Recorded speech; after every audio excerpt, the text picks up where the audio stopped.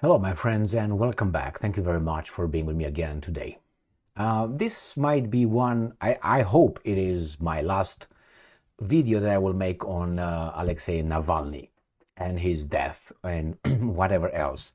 Probably I will make some more videos. It seems like now they take the torch and the burnt out torch or torch that was not even having any flame in it, give it to, unfortunately, Navalny's wife. And they're gonna use her. Well, that's her right to do whatever she wants with her life in the name of whatever she feels like. You can't be happy if your husband is dead at 47, that's for sure. Now, who is responsible? We're gonna have a lot of fingers pointed at one another and everywhere. But she comes out and makes a claim, which I think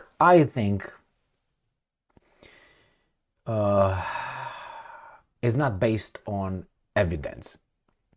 This is what I think, and I will tell you why I think that.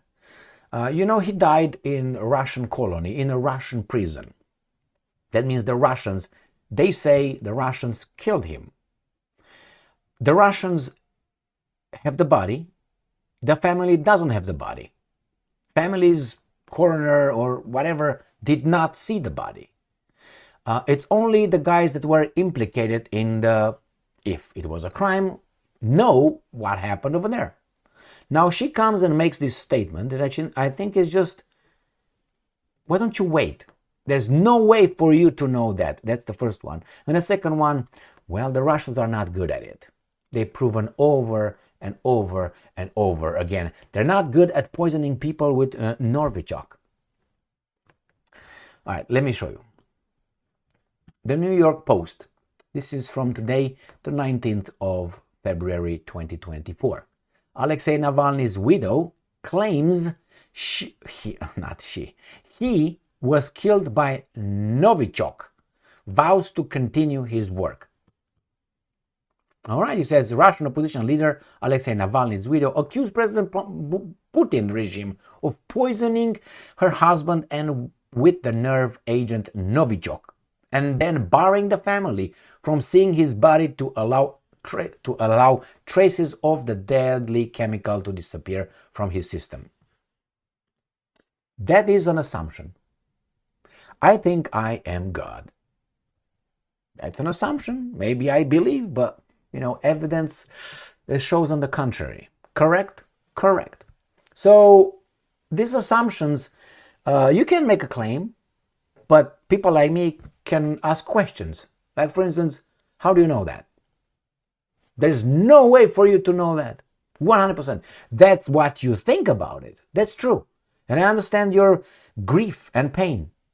But like I say, well, maybe he died of AIDS. I don't know. That was his final straw. That's it. Again, first, there's no way for her to know because she doesn't have the body. And I guarantee you, if that Navalny was killed by the Russian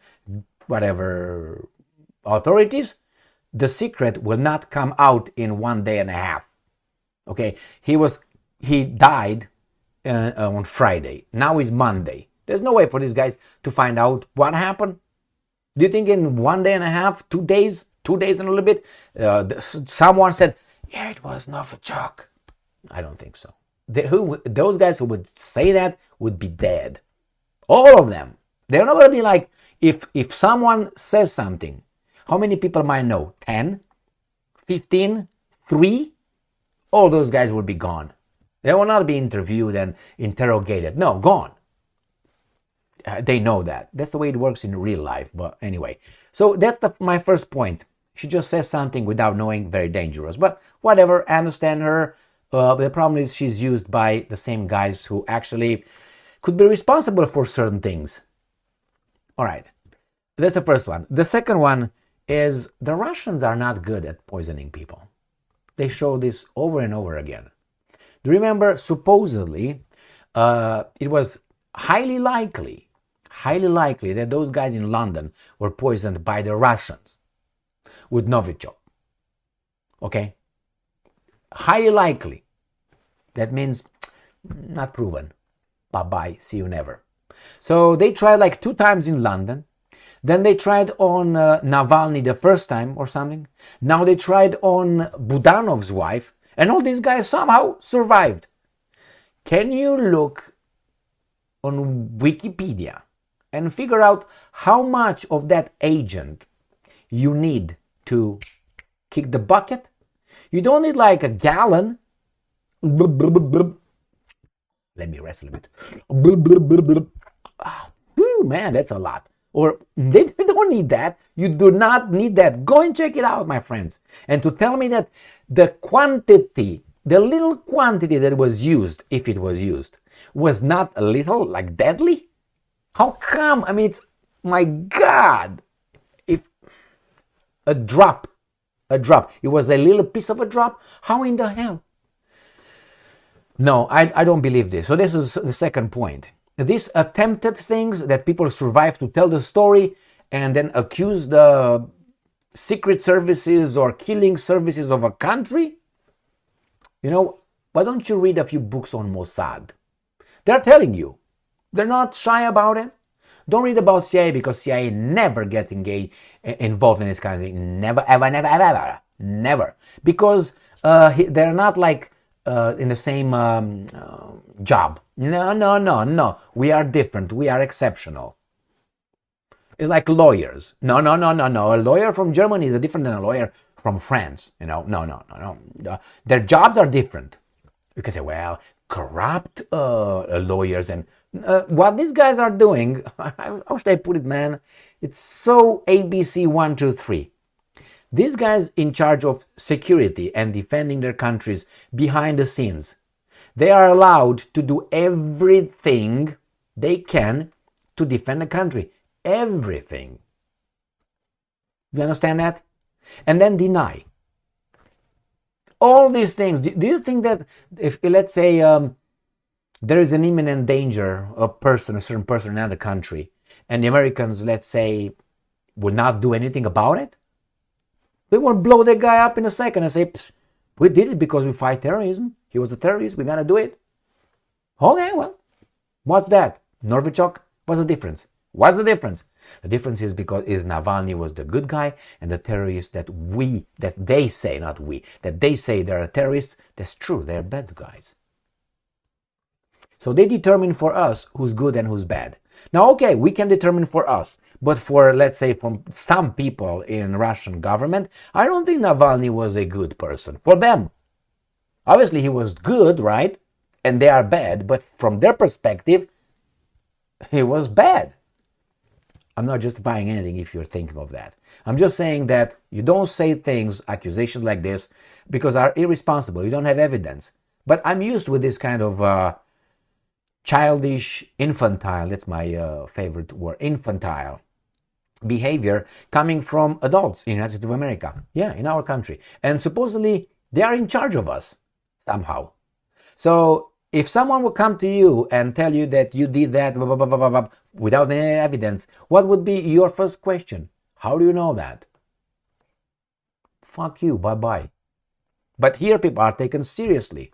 Now, if you want, you can go online and you can see this thing here, the video with Navalny's wife, right? Coming and after 2 days of grief, comes and gives all these kind of interviews and talks about Putin is the bad guy, and she's already straight into politics.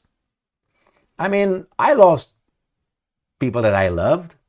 I wouldn't have been able to go in front of a camera and be so cool about it and read whatever is written on there and tell you who did it without evidence. I would show a little bit more respect about, the whole thing. But no, that's not how it works. Things got hijacked. Now, this is a torch. It's been dead for a long time. We're going to give it to you. And we're going to use you for as long as you sell. When your message sells, because she promised to continue Navalny's, what exactly?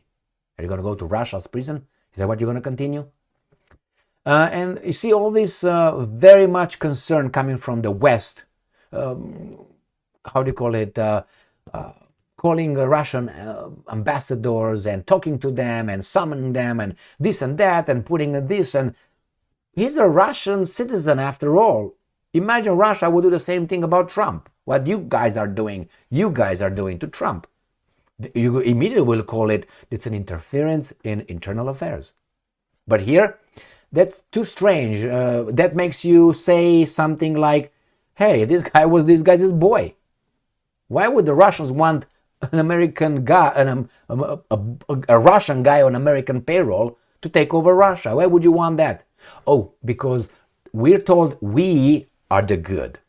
Well, you just have to look in the recent history to see how good they are in our names. And then they tell us, don't travel in those areas. Those guys don't like you. No, they actually don't like you. They don't like you, but in our name, you do certain things, and those guys cannot make a difference sometimes and say, he's an American, I'm gonna this guy up for what those guys did to my family's wedding. Blew it up with that precision strike, with a smart bomb. Collateral damage. Fuck you.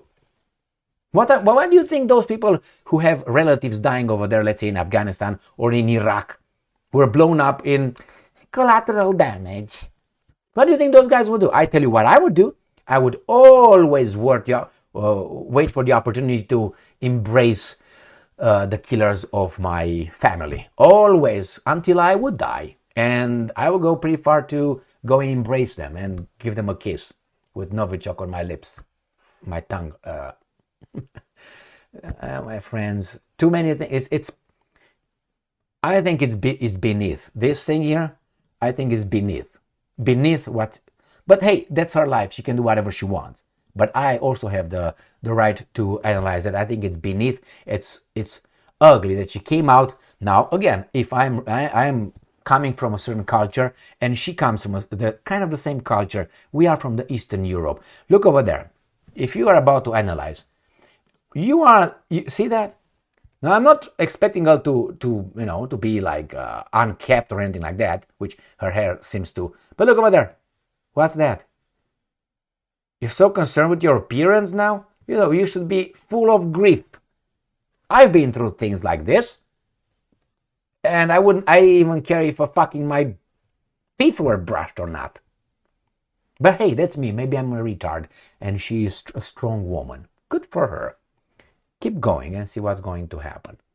And to tell me that she's just fighting and hoping that the Russians will take her and she's going to be the next president of Russia because the Russians like her. Russians are not idiots. Yeah, some of us, are idiots. Some of them are not, and so on. In any country, in any group of people, you have your idiots and you have your smart ones, and you have the sneaky ones, you have the weasels, the sly ones, the bottom feeders, all that.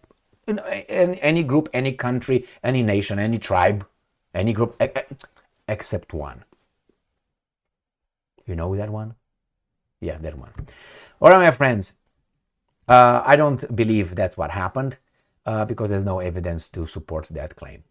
That's the first one. Secondly, the Russians are not good at doing that. So stay strong, stay smart, look for the truth, and be just.